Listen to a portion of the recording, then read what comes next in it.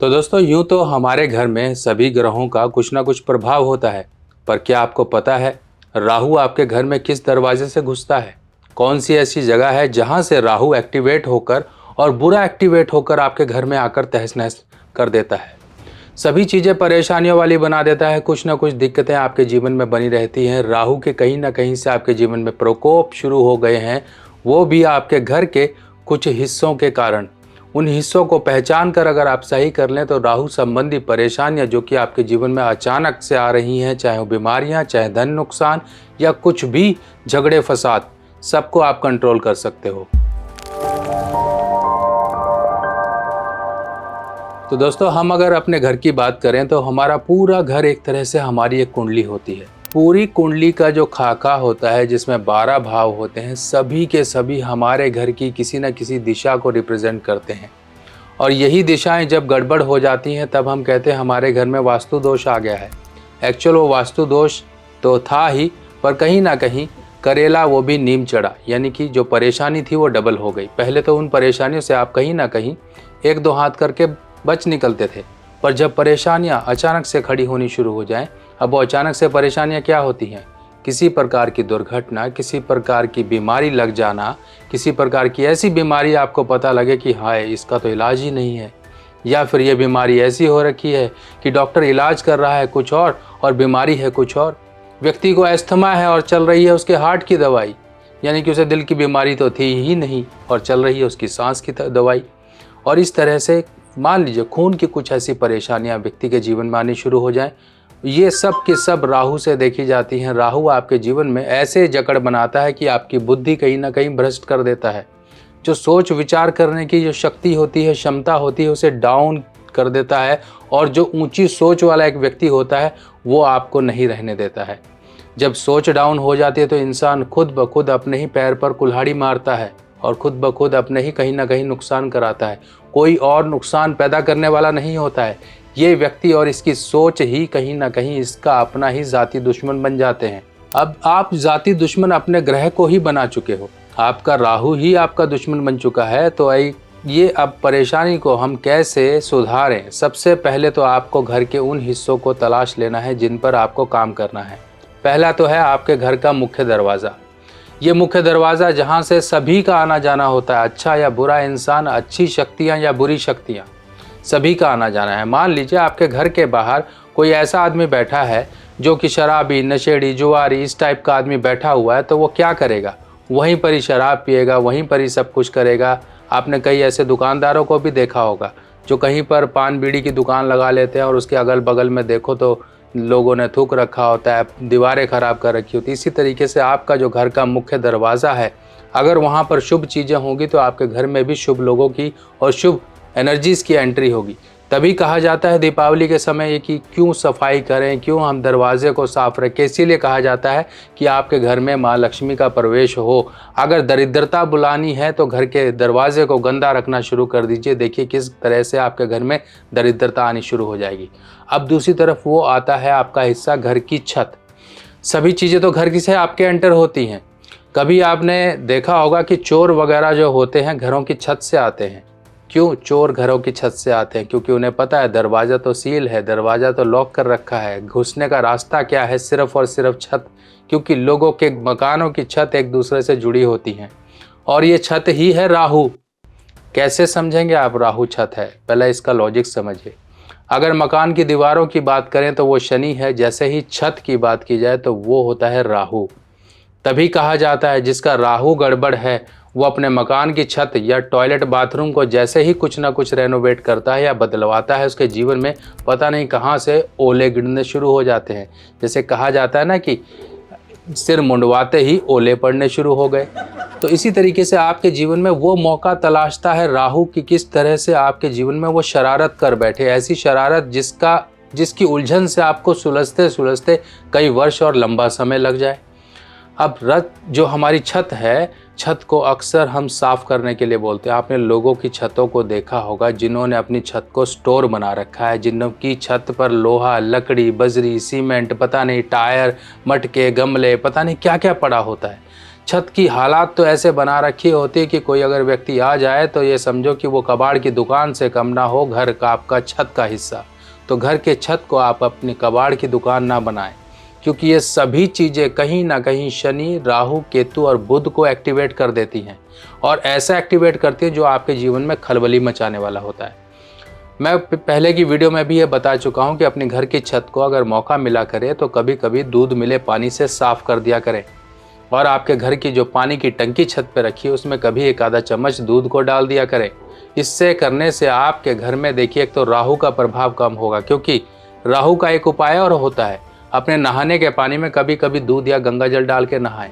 अगर आपने अपने एक पानी की टंकी में 1 चम्मच दूध भी डाल दिया तो पता भी नहीं चलेगा, पर उसका असर आपके जीवन में ऐसा पता चलेगा कि आप कहोगे वाह ये तो चमत्कार हो गया, 1 चम्मच दूध ने इतना कमाल कर दिया।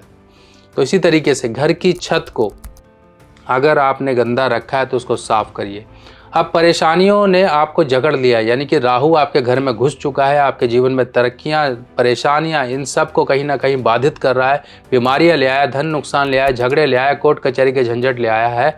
तो इन परेशानियों से राहत पाने के लिए ये थैली का उपाय समझिए, ये लाल थैली का उपाय है। तो अब हमने राहु को कंट्रोल करने की चीज़ किस तरीके से इस्तेमाल करनी है ये समझते हैं। सबसे पहले तो मैं आपको बताऊं कि ये जो थैली है, ये थैली को हम मंगल की थैली बोलते हैं। क्यों मंगल की थैली इसलिए कहा जाता है कि देखिए ये जो कपड़ा आप देख रहे हैं, ये कपड़ा आपको स्क्वायर दिखाई दे रहा है, यानी कि चौकोर आकृति का ये कपड़ा दिखाई दे रहा है। ये चौकोर आकृति जो होती है, स्क्वायर जो आकृति होती है, शेप होती है, इसे कहा जाता है मंगल नेक।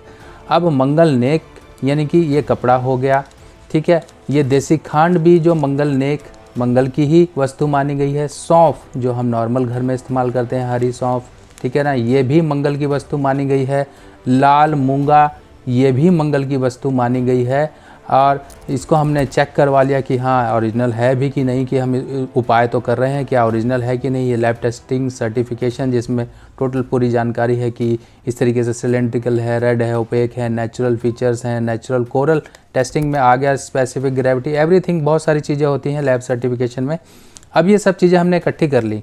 अब आपको शायद देसी खंड के बारे में नहीं समझ आ रहा होगा कि देसी खंड क्या है। आप ऑनलाइन ग्रोसरी स्टोर से भी ले सकते हैं। ऐसे इस तरीके से आप देसी खंड का नाम डालिए, आपको ऑनलाइन मार्केट में मिल जाएगी। इस तरीके से हमारे पास ये सारी चीज़ें अवेलेबल हो जाएंगी। आप सारी चीज़ें अपने घर पर ही और नॉर्मली आपको मिल जाएंगी। अगर ये आप मूंगा वगैरह लेते हैं तो ये प्राण प्रतिष्ठा करवा लें।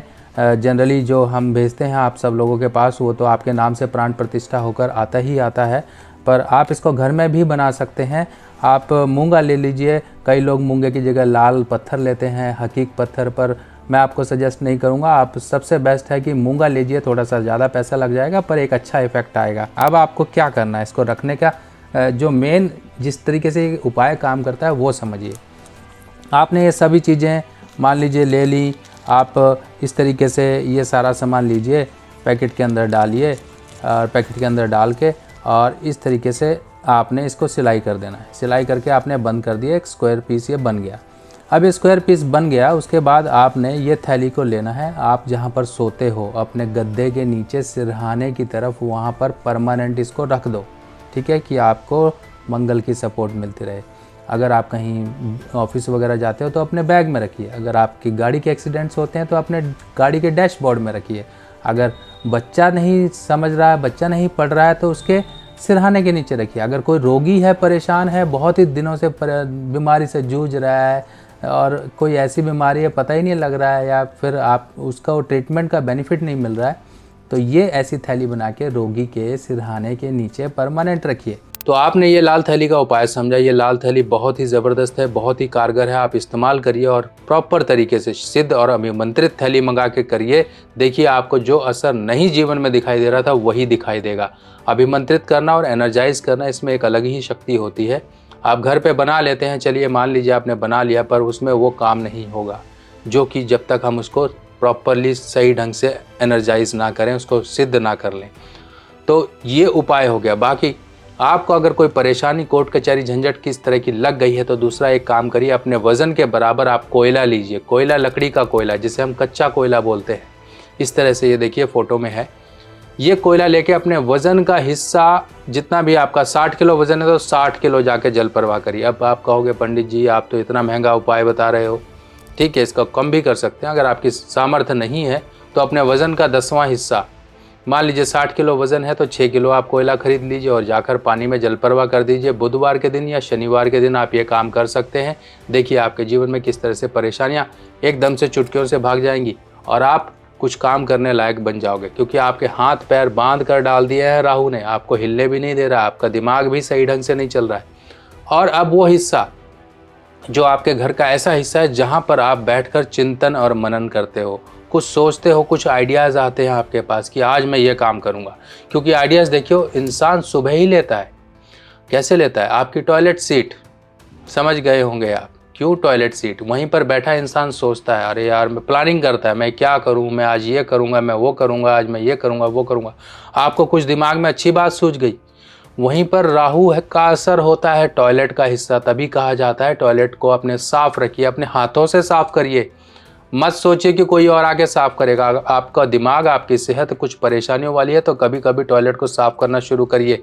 देखिए आपको किस तरह से अपने जीवन में अच्छे असर मिलने शुरू हो जाएंगे। अगर आप अपने आप से लाल किताब के उपाय करना चाहते हो तो आ गई है मेरे द्वारा लिखी हुई नई लाल किताब, जो कि बिल्कुल सिंपल साधारण भाषा में है। और ये लाल किताब बिल्कुल सरल भाषा में आप लोगों के लिए मैंने लिखी है ताकि आप लोग इसे पढ़कर अपने उपाय खुद कर सकें। और जो ग्रहों की स्थिति है, ग्रह क्या असर जीवन में लेकर आते हैं, उनके बुरे असर को कैसे दूर किया जाए, ये किताबें अब आपकी मदद करेंगी। ये पहला भाग है, ऐसे 5 भाग कुल मिलाकर आएंगे, जिसमें ये पहला भाग बेसिक होगा, यानी कि पार्ट 1, पार्ट 2, पार्ट 3, पार्ट 4, ऐसे पार्ट 5 तक आपको पूरी की पूरी संपूर्ण लाल किताब की जानकारी इन भागों में मिल जाएगी। ये किताब हिंदी में होगी और सरल भाषा में होगी। देखिए इस तरह से इस किताब में संपूर्ण जानकारी, उपाय इत्यादि, योग, सब चीज़ें इस किताब में दी गई हैं। फिलहाल ये किताब पहली जो आपका पहला कदम होगी इस ज्ञान की तरफ। आप अपने जीवन में अपने परिवार वालों की, अपने दोस्तों की, किसी की भी कुंडली को देखकर अध्ययन करके उन्हें उपाय बता सकते हो। और ये उपाय बताने के लिए ये किताब आपकी मदद करेगी। चलिए दोस्तों, अब मैं यही कामना करता हूँ कि आपके जीवन में अच्छे बदलाव आएँ। राहु शनि, राहु केतु या नवग्रह में से किसी भी ग्रह की परेशानियां न मिले। जो ये ग्रह होते हैं जीवन में अच्छा करने के लिए, वो आपके जीवन में अच्छा ही करते रहे। बाकी ऐसे ही कुछ जानकारियों के साथ दोबारा फिर मिलेंगे, तब तक के लिए आज्ञा दीजिए। नमस्कार।